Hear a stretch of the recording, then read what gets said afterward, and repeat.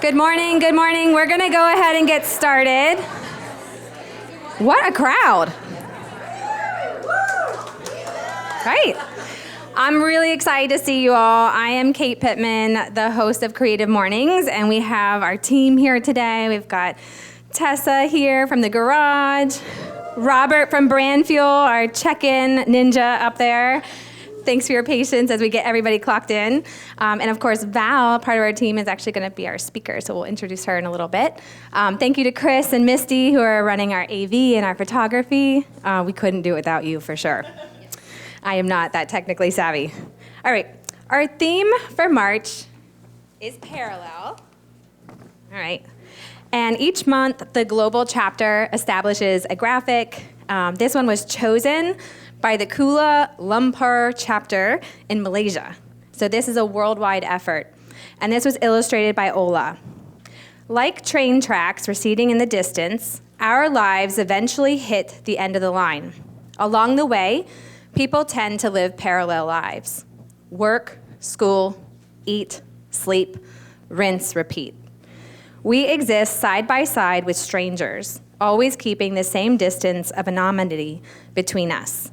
But unlike those tracks, our paths don't run in straight lines. We can meet someone new at every turn. We may be living parallel lives, but we don't have to go through them alone. It's really important that we acknowledge the global chapter sponsor, Adobe, and thank them for what they're doing. Locally here, we're so grateful to have the support of the Virginia Beach Arts and Humanities Commission to be able to produce these events and keep them free and open to the public. So please make sure you're telling your friends. We have extra posters in the back if you want to take one and put it at a coffee shop or at a library or at your business. Please help us spread the word so we can continue to grow our community.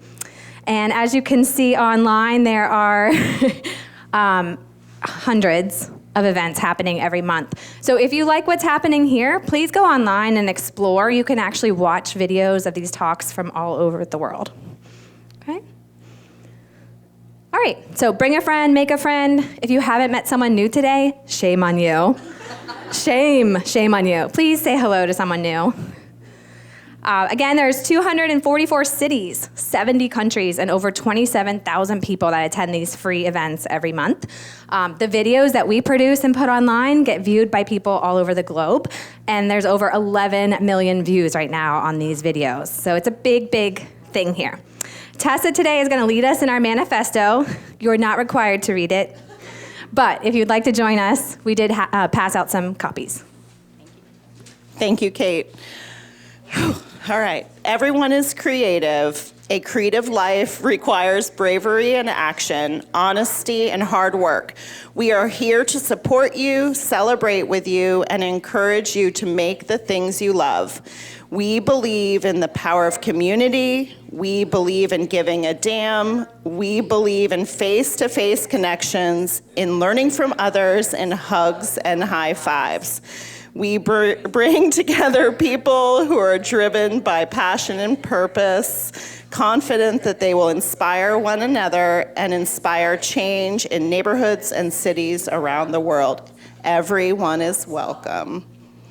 Okay, we've got, if anyone needs to leave early, you can go through the exit door out through Gypsy Soul. And we've got actually some food back there too that just arrived, okay? Yeah. There are treats. So please help yourself to the coffee and the treats. All right, well, it is my sincere honor and pleasure to introduce a friend and a colleague who I have worked with, I think, over 15 years now. So we don't look that old, but we are, in fact, getting there. Valeria is a writer, editor, and professional storyteller with nearly 2 decades of public relations experience, which has included overseeing communications programs and destinations and hotels across the U.S., hosting immersive culinary experiences at the James Beard House, and guiding crisis communications response during the Deepwater Horizon oil spill, and most recently, during a global pandemic. Valeria is passionate about stories, finding them, writing them, reading them, and sharing them. She has cultivated this passion professionally, crafting and sharing stories on behalf of clients from the beaches of Florida to the magical mountainside of Aspen, and from the laid-back coast of Central California to the culinary gems of Virginia. In 2019, Valeria launched her own full-time consulting business. Through the Palmtree Type, she helps brands identify, craft, and impactfully share their stories. Clients have included Watercolor Inn, Commune, Yorkies, New Orleans Auction, Visit Virginia Beach, and most recently, Atlantic Park. In addition to her public relations work, Valeria's writing has appeared in multiple national publications. On her blog, she muses about life, travel, and food. Since relocating to Virginia Beach 10 years ago, Valeria has been inspired by the city's emerging creative scene. She led media relations for Visit Virginia Beach, managed communications for Grow and Assembly, and participated in various story exchange events. She has been a friend of the Vibe since the district's inception, and an active volunteer in Creative Mornings, Virginia Beach. And she regularly donates her time and expertise to local businesses and nonprofits. A native of Argentina and raised in Miami Beach, Valeria is fluent in Spanish, Malbec, and football. Okay. Football. I didn't know that was a language. In 2024, Valeria welcomed a daughter just 6 months after being diagnosed with breast cancer. Now in remission, Valeria is happiest surrounded by nature, books, music, and loved ones, including her husband of 12 years, their 15-month-old daughter, and their 10-year-old golden retriever. Always the optimist, Valeria believes that connecting with and learning from others is the surest way to break barriers and spread joy. So let me welcome our special guest, Valeria Palmertree. Thank you all. Okay. I'll be honest, I'm super overwhelmed, so bear with me. Okay. Thank you. Thank you to Creative Mornings for having me here today. Thank you for all of you for supporting me and coming out on a cold first day of spring. My presentation today, is not going to be a lot of exploration of my professional experiences. You guys have heard a little bit about that. You can learn about that. It's really going to be a more personal one tied to this theme of parallel. And so because it is a personal exploration, I hope that you will bear with me on the journey. It's the first time I've gotten up and even spoken about a lot of this, so I do appreciate you being here with me. So geometry tells us that parallel lines never meet, but I'd like to argue that they can be bridged, and my own life is really an example of that. My creative practice, which in my case is writing, has followed suit. I think that's true for all of us, right, who have some sort of creative practice, that those things usually do run parallel to the lives that we're living day in and day out. I like to say that I have lived my life in parallels from the very beginning, quite literally across two hemispheres. That is me. Upon my arrival to the U.S. here on the right. My parents, brother, and I immigrated to the U.S. from Buenos Aires when I was 8 years old, and we settled in Miami Beach long before Miami Beach became known as Little Buenos Aires. Now it's Argentines and South Americans galore, but at the time we had no other family or really much of anything else waiting for us here. The only thing my parents would always say that we had was their American dream and like their hope that my brother and I would one day have a better life than they did. Back in Buenos Aires, I had always been the kid who excelled in reading and writing. I was a talker from the time that I could utter a syllable. And I devoured books, and I also pretended to write them. My dad was a construction worker for his whole life, and he would give me these old yellow estimate pads. Usually they had grout and stuff stuck on them, but I just thought they were the coolest, and I would write on them, and I'd pretend that I was a journalist living far away. In the U.S., though, I suddenly found myself really voiceless. I couldn't read, I couldn't write, and those first few months of school were just excruciating. I cried every day, probably for 9 months, and I just found them very, it was an alienating experience. Even my name became unintelligible. Kids called me Valeria, diarrhea, cha-cha-cha. And I was like, I love my name, and I'm gonna change it one day. My name's gonna be Dawn. I actually told my mom that, and I'm so glad I didn't change it. My sweet mom bought me a red faux leather bound journal, which I still have. right here. And I made the mistake of reading this before this presentation, and cringy, so cringy. But she said and encouraged me to write letters to my family members back home, and so I did. That kind of became my conduit for continuing to connect and to express myself in Spanish at a time when I couldn't find that connection in English. So as an 8-year-old, I settled, unbeknownst to me at the time, into this sort of dual identity. There was the quiet, shy, non-English speaking me, and then there was this really verbose and lively Spanish-speaking me who went through stamps probably faster than my poor parents could afford. That's actually a letter that I wrote back to my classmates back home, like in the early days of being in the US, and that's the little writing desk that my parents set up for me in our one-bedroom apartment in Miami. So writing tethered me and connected me to Argentina, obviously to my family, my friends, but also to myself. And eventually, and a lot of people have asked me, like, when did you start writing in English? I don't know, eventually, I think that's the beauty of being a child, learning another language. Eventually, the words just did. They appeared in English, and they didn't stop, and I would start exploring and eventually finding my own voice. And by the time I was halfway through 4th grade, I have such a vivid memory of this. I had written a short story, which I could not find. I thought I had kept it in my files, but I couldn't find it. But I remember it was about this little boy who was alienated by his friends. A lot of fiction there. And my teacher at the time, Miss Sabrina Loud, I will never forget her. She lives in Italy now, and we are friends on social media. She wrote on her notes, even though my grammar was atrocious, she said, "You are a writer, Valeria." And that to me just meant the world. And I think, I didn't know it at the time, but it opened up truly what the rest of the chapter of my life would look like. So I do often wonder whether I would have continued writing as ferociously as a kid had it not been for our move to the US. I ask myself that quite often. Would the Argentinian me have continued to write, or did the US me write because it was my way to make sense of sort of this new life? And really what I think it is that writing was the bridge between these two parallel worlds for me, right? It provided a tool for navigating these two versions, which I think, again, is true for any creative practice, but it's something that I learned early on. In high school, I was an all-around writing nerd.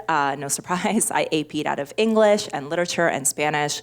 I was the editor of our school literary magazine where we wrote poetry, which was a really cool experience. And then I was also the editor of my senior yearbook. I was one of those teenagers who knew exactly what I wanted to do in college, and I stuck with it. Again, nerd. I really had wanted to go straight into journalism, but after doing some research on starting salaries at the time, and then knowing that my parents, neither of whom graduated high school or spoke English, couldn't ever be a safety net for me, I thought, you kind of have to do something with a little more, translatable into the real world right away. And so I chose PR because at the time the University of Florida was ranked a #1 PR program in the country, and so I enrolled in the College of Journalism and Communications there, majored in PR, never looked back, and went back to school a few years later to get my master's in strategic communications. My career since, as you heard, has been built on crafting and sharing others' stories. I've worked at 2 of the largest PR agencies in the world. I've led media relations efforts for a resort destination during and after the Deepwater Horizon oil spill. I hosted media events at the James Beard House, which was an incredible experience. Oversaw tourism efforts for Virginia Beach, Aspen, Central California, Alexandria, and others. And then as of 2019, as you all heard, I've been a communications consultant. I have clients as far as Houston, all the way to our own backyard here with Atlantic Park, for whom I'm working on all media relations. Also a very cool experience. But really, while helping my clients share their stories, I've continued writing my own in the form of observations and reflection, and honestly, a lot of things that I'll never publish, but that continue to help me work through these parallel lives that we're constantly living in. Write mostly short essays. This is my actual writing desk. I don't like to do any writing at my desk because that's where my computer lives and that's where my work lives. So I have my own writing desk. My husband, whom I banned from this event today because I would inevitably cry if he was here, gifted me this 1954 refurbished typewriter that matches almost exactly my logo a few years ago. And so I do some poetry writing on the typewriter because I love the analog approach to writing as well.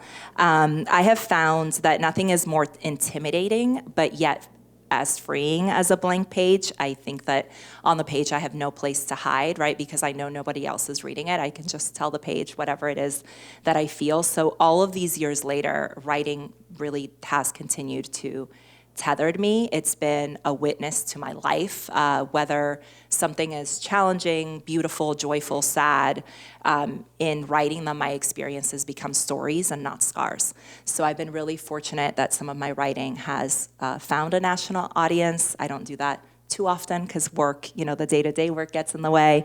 But I really love telling stories. That's what I feel that I was born to do.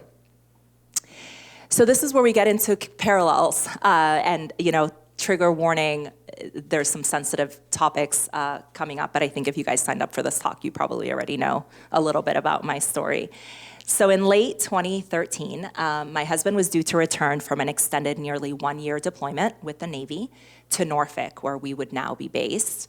A few weeks earlier, we had signed a lease for an apartment that we had not yet seen in the Virginia Beach Town Center.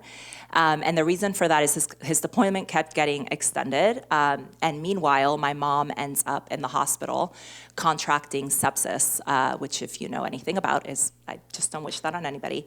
So I had been with my mom for 2 months in the ICU as he was getting ready to come home. His ship docked in port on November 18th. If you've never been to a deployment, welcome, homecoming. It's a beautiful thing. That was November 18th. I'd arrived November 17th into Norfolk to welcome him and to set in motion our new chapter. And 6 days later, on November 24th, I get the call, 8:05 in the morning, that my mom had died. So needless to say, my life in Virginia began with the deepest grief I've ever felt, all the while granting me so much to be grateful for. My husband was home. I had locked in this dream job, many of whom my former coworkers are here today. We had this adorable apartment. We were finally getting to start our lives together, and yet, my mom was gone. 2 years later, while my husband was deployed to the Persian Gulf, my dad died, mostly of a broken heart, I like to say. But a month after that, I proudly took my oath as a U.S. citizen with neither of my parents there to see it, which felt sad at the time, but I also feel like they were very much there. It was a serendipity that I've come to, 10 years later, just accept as part of my parallel lives. So grief and gratitude, I've learned over the past decade, tend to coexist more often than we realize. And the more you share stories, right, and the more you talk and connect with other people's stories, the more you realize that I'm not an exception to the rule. This happens all the time, and we're just living parallel lives and may not ever get to know about somebody's coexistence with grief and gratitude. But I am really glad that this lesson in parallels came early for me because it really has proven invaluable to me today. In March 2023, so not that long ago, I learned that I was pregnant after 2 miscarriages, finally expecting a baby. And at 10 weeks, I learned that I had triple positive invasive carcinoma, breast cancer. I wasn't yet old enough for a mammogram.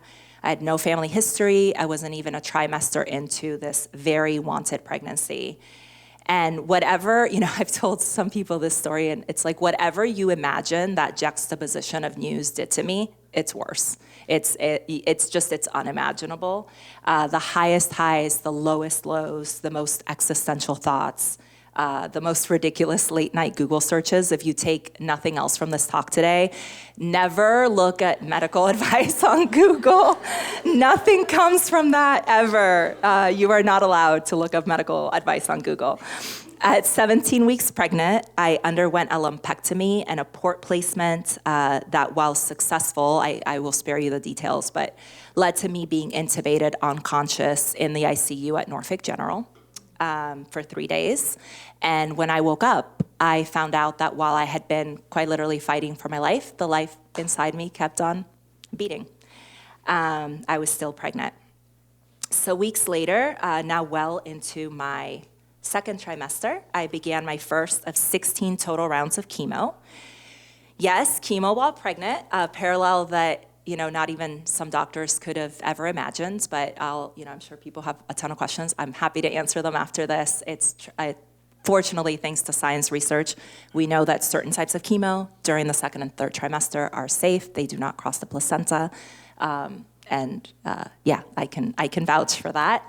And so I went through chemo while pregnant, and that is something that I had to mourn, right? I found myself in the early days mourning the pregnancy, mourning this experience that I had once imagined and wanted so badly, and I felt like cancer was now taking something away from me. And yet I kept saying, this too, this and this, like, again, parallel lives. I'd be lying if I told you that writing tethered me during this time. To be honest, I didn't do a lot of writing for myself because it terrified me. Again, existential thoughts. I kept saying, I don't want to write something I can't finish. But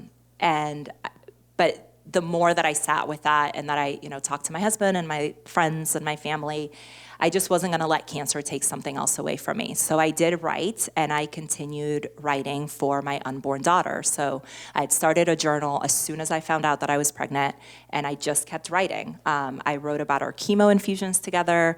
I wrote about the love and support we received from family, friends, and complete strangers. I wrote about how much empathy and joy live within the walls of an otherwise drab chemo lounge, an exercise in parallels. If you've never had, I hope you never have the experience of a chemo lounge, but joy and grief coexist in like the most beautiful way. I wrote about the care we both received from our doctors and nurses, all women, by the way, which I think is such a cool thing for my daughter to have and to witness. And these months were really a lesson in duality. In every definition of the word, it was cancer, yes, and pregnancy too. And why not? And so I started working with a therapist, of course. I did not do this by myself. And I learned that, accepting that this was my reality was liberating, right? That both of these things could coexist, and why not? Like, here I was. And so thanks to cold capping, which is a topic for a whole nother presentation, it's that blue negative 42 degree Fahrenheit hat that I wore during all of my chemo treatments. I was able to retain about 90% of my hair through chemo, and so I got to go on through my life looking, mostly like your average pregnant woman. Nobody whom I didn't want to know my story had to know about it. In fact, I always laughed because inevitably I would go into Target and somebody would tell me how cute my belly was, and I was like, "Girl, you've no idea what I just." But it was nice. It was such a good exercise just for me. I knew that was important. It wasn't about the hair. It was about so much more than that. And it just provided me with a lot of comfort. And other than for the day of chemo and for the day after chemo, I worked full time the entire time. And that also granted me with a lot of normalcy. And I think, what people choose to do during their own journeys is up to them. But for me, being able to write, being able to still share stories, being able to still be connected to the things that I love just allowed me, my scars quite literally, and my client stories to run side by side, and for me to feel like I am, as normal as I can be. On October 21st, 2023, 3 days after my 8th round of chemo and 6 weeks ahead of her due date, because she had to just write her own story, we welcomed our daughter. She was healthy and perfect. And in the spirit of parallels, she actually announced herself with my water breaking during a client meeting in Richmond.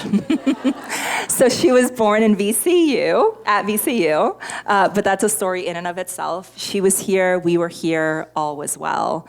And 3 weeks later, I resumed chemo and rang the bell on 16 full rounds in January 2024.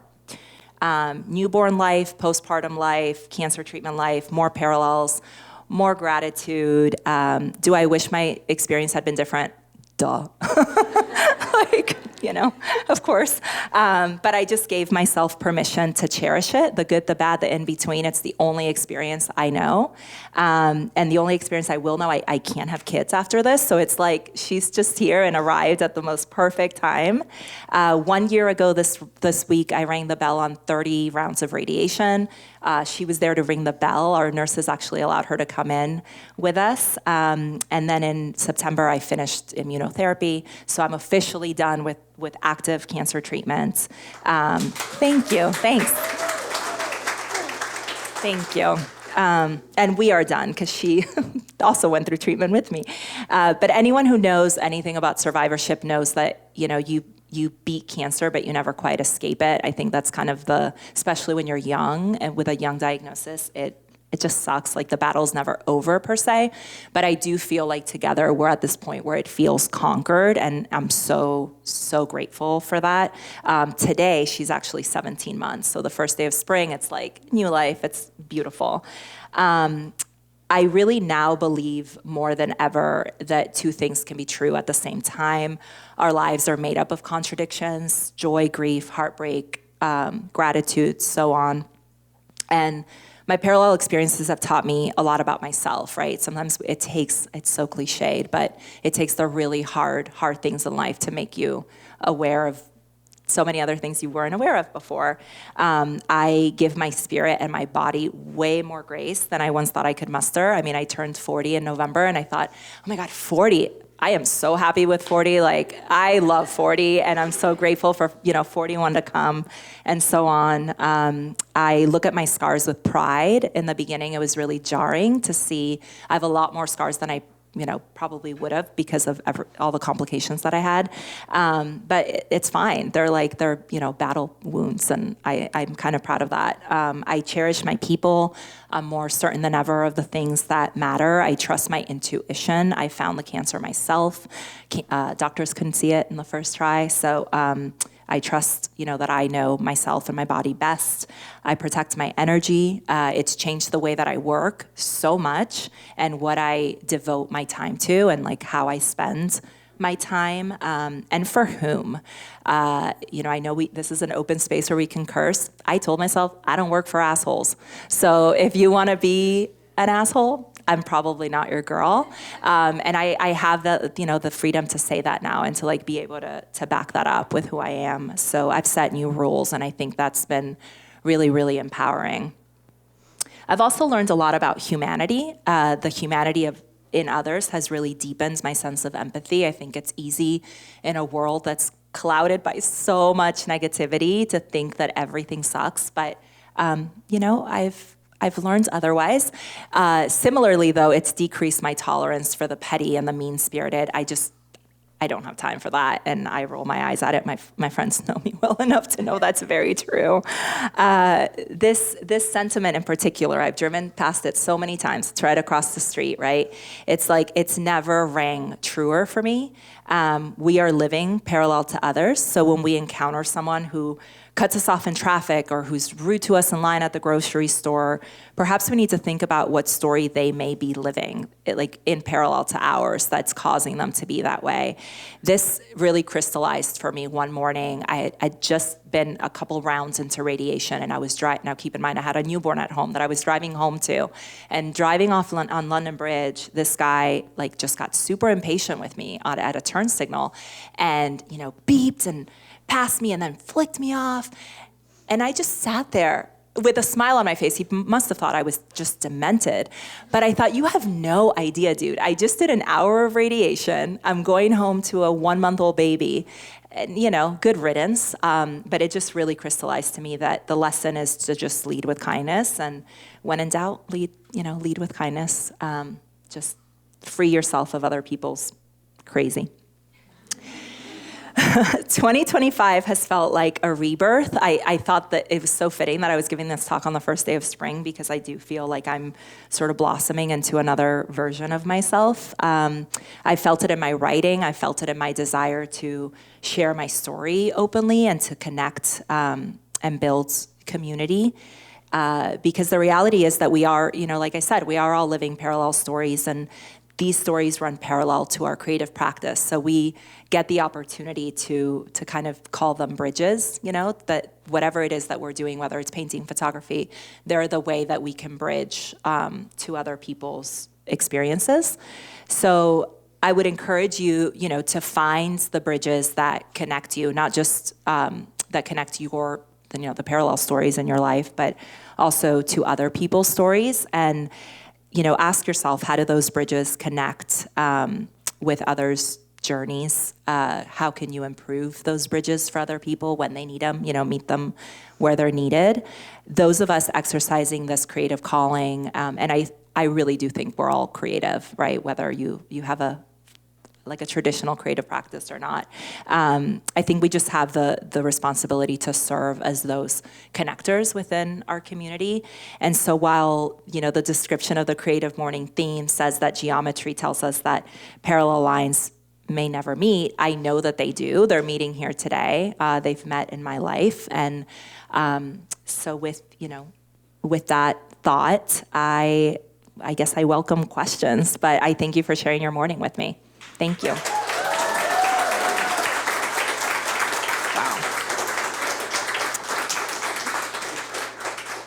You're a beautiful speaker, in addition to being a beautiful writer.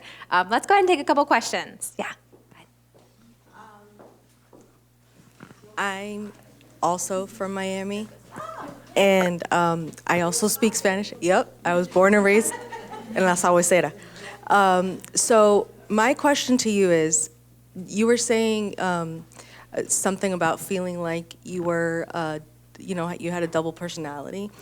I feel that way when I speak Spanish. I'm very dynamic. I'm a completely different person. When I speak English, I'm very monotone. I'm a completely different person.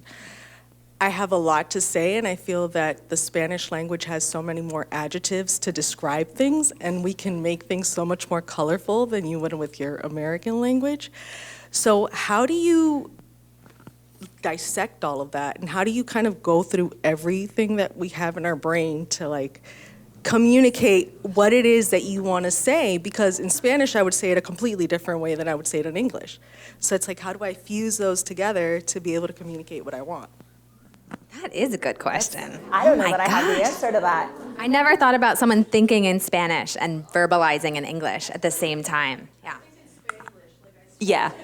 Yeah, that's such a unique perspective, and I feel you so deeply on that. So I'm raising my daughter just speaking to her in Spanish, so I think that's freeing some of that. And my husband will say that, I'm so much more, although I don't know, my friends will, I'm animated in English too, right? I think I bring a little bit of Latina, but it is the writing. So I think the reason I don't write in Spanish as much as I wish that I would is because my vocabulary in Spanish is probably at 10 years old, right? I didn't go to school past the second grade. So I find that I have more eloquence in English, but I have more, I don't want to say passion, that seems so cliche, but I have more color in Spanish for sure. And so I think what I've done is just, it sounds maybe silly to say, I just don't block myself. If a feeling comes and it's full of emotion and color, I'll just put it down in English, whether or not, it makes sense to or not. And I let my Spanish come through. I don't think about my audience as much, maybe. That's just such a good question. It's so psychological, because you're right. I dream in Spanish sometimes, for sure. And I think in Spanish over English all the time. And I think people, when you speak English really well, they're like, come on, Val, you really don't know how to say that word? And I'm like, no, in the moment, I don't remember how to say that word in English. So that's a fascinating question. I'll have to think on it. I might journal about that today, actually. It's a really good question. Thank you. Another question? No questions are off the table. Oh, we're getting deep. Okay. How did you keep hope when you were going through, first of all, your miscarriages and then the cancer diagnosis? I probably kept hope very differently during my diagnosis, and I've shared this with my close friends, but when I told them all that I was expecting, so nobody knew I was expecting, they just knew that I had gotten a diagnosis because it was so early in my pregnancy, and you guys will remember this. I said, everyone says that after a storm, a rainbow appears, but I have the rainbow with me through the storm. And so I do think that, I got chills just saying that. I do think that my daughter was the hope. I mean, I had to be okay. And I somehow trusted like I'm not a religious person, but I'm a deeply spiritual person. And I said, the universe would not give me a baby and then not have this baby be okay. So I just found this hope in her. And like, once she started to move, it just gave me, it was like, okay, I would talk to her every morning. We went to chemo. I was like, this is the third round or whatever. The miscarriages were different. They felt very alienating. I think anyone who's gone through any kind of fertility issue or really anything that you've wanted so badly that just like doesn't happen, you're like, okay, why not me? But I somehow always had this knowing that I'd be a mom. I don't know where that came from. I think I do have a deep sense of intuition, and I just knew that maybe that wasn't when. And my husband and I say it all the time. It was supposed to be, we called her Gummy Bear, and we still call her Gummy Bear because she looked like a gummy bear in the ultrasound. It was like, it was supposed to be Gummy Bear, like third time's the charm. Because if I had remained pregnant during the other pregnancies, my diagnosis would have been very different. And had I not been pregnant when I was pregnant with her, I would have never been pregnant. So it's like it's like a chicken or egg situation, and that hope just, carried me through. I don't know if that answers your question, but okay, thanks. Do you have one over here? No, you're good. Okay. Yep, one back here. No pressure. No pressure. Here, sorry. Wow, I wanted to thank you so much. That phrase that grief and gratitude often exist in the same place is something that I've felt but never really synergized. So thank you for that. It really gives me something to hold on to. And also, you were talking about your sense of intuition and your spirituality. And it sounds like you were saying that your spirituality has deepened through your experiences. How did you support that growth on this journey? Good question. Very good question.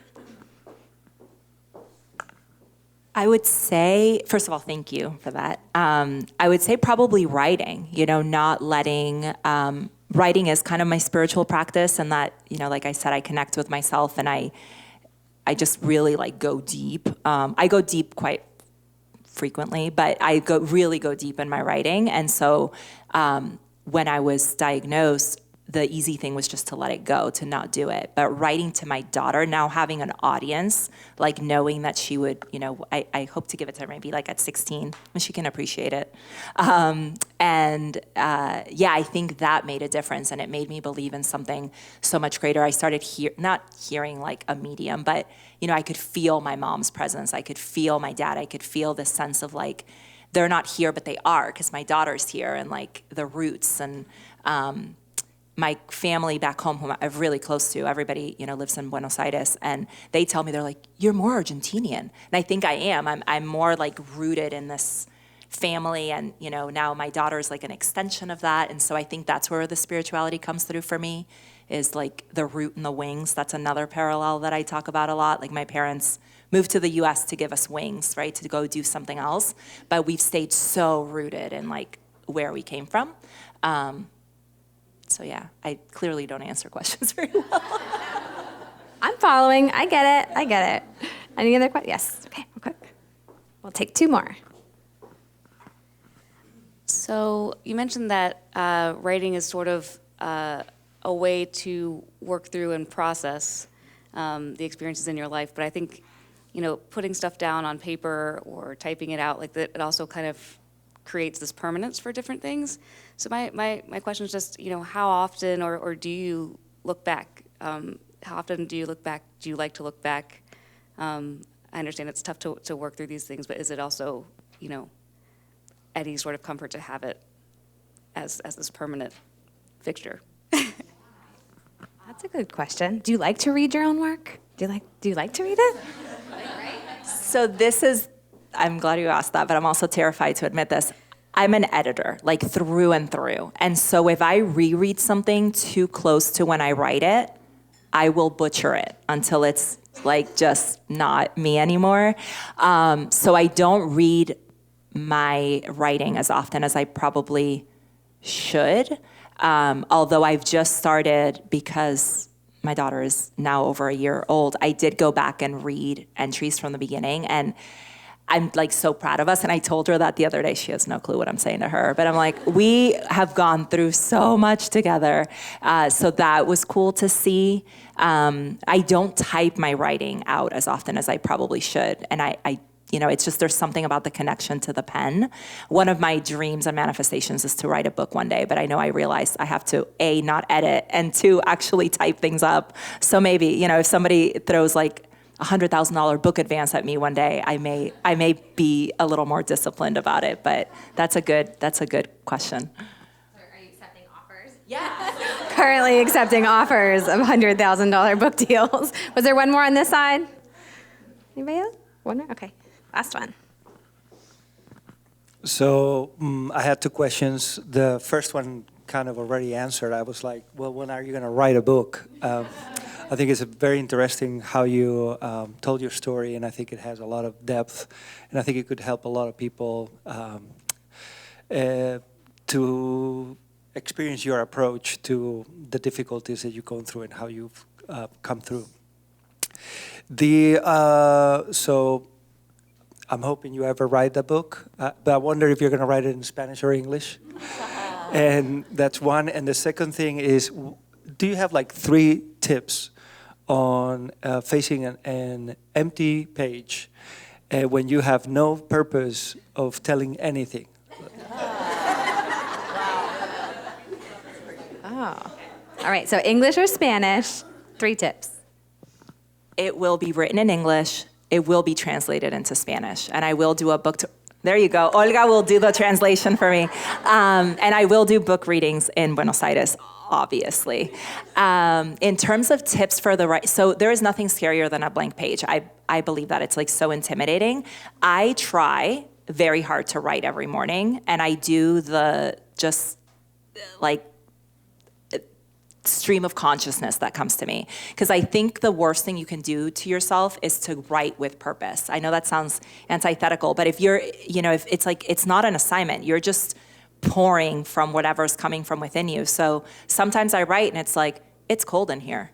And that's a thought. And then like the more that you do it, the more that you just kind of have to let, it's not as hippie as it sounds, but you really do let the subconscious sort of come to the page, because I think if you're giving yourself prompts, then you're defeating the purpose of why the writing is the vessel or the tool by which you empty, your vessel. So yeah, I would say that, like, just do observations. I do that a lot at coffee shops. I'll just be like, really funky sneakers, wonder where they're from.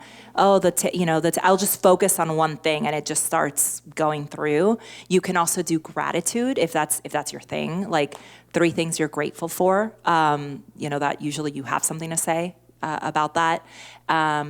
Or looking up prompts. So finding questions, like it could be something I posed today, the lady in the back said grief and gratitude really resonated. Maybe you write grief and gratitude, and whatever comes to the page, you take it from there.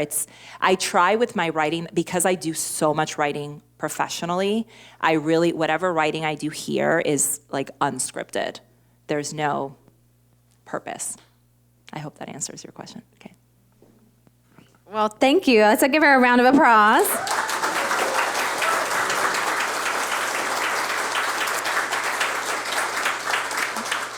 I feel like I can say confidently that she nailed that, don't you think?